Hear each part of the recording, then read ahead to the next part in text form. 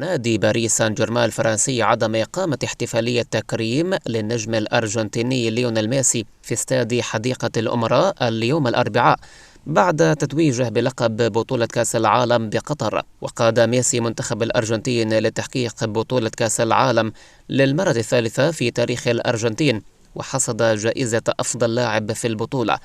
ووفقا لصحيفة لوبرازيان الفرنسية، فإن إدارة النادي الباريسي قررت الاكتفاء بالاحتفال الذي قامه لميسي الأسبوع الماضي بمقر تدريبات الفريق. وأكدت الصحيفة أن جماهير باريس سان جيرمان ستقوم باستقبال ميسي بالشكل الذي يليق به دون إقامة أي مراسم احتفالية. وشددت الصحيفة أن بطولة كأس العالم انتهت منذ 3 أسابيع ولن تكون للاحتفالية مبرر حاليا. وقال كريستوفر غالتي مدرب الفريق: ليس لدي أدنى شك في أنه سيتم استقباله بشكل جيد في الحديقة قبل كل شيء بعد أن حقق هذا الهدف المذهل، ويجب علينا قبل كل شيء أن نتذكر ما كان يفعله منذ بداية الموسم مع الفريق. وتابع أنه لاعب حاسم بالنسبة لنا، لذلك ليس لدي شك في أنه سيتم استقباله بشكل جيد للغاية.